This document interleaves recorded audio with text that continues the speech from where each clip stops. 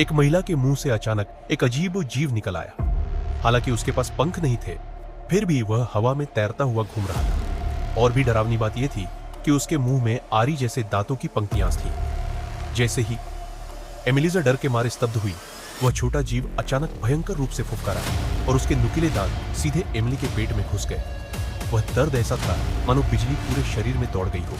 जिस संतान को उसने 3 साल गर्भ में रखकर जन्म दिया था, उस मां ने दांत भींचकर देखा कि वह जीव उसे चूसने लगा। लेकिन यह दृश्य उसके पति डेविड ने देख लिया। डेविड उस जीव को अपनी पत्नी के सीने पर देखकर हथियार उठाकर उसे मारने दौड़ा।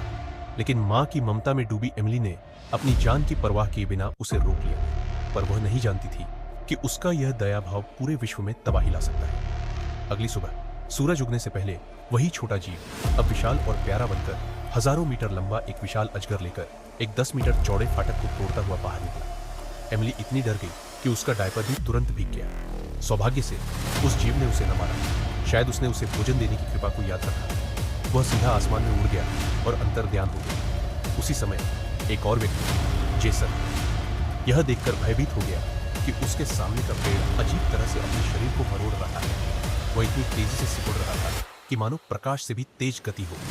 उसके कुछ सोचने से पहले ही उसके सिर के ऊपर से एक दैत्याकार दहाड़ सुनाई दी। जैसे ही उसने ऊपर देखा, उसकी आत्मा कांप गई। एक विशालकाय अजगर उसकी ओर तेजी से बढ़ रहा था।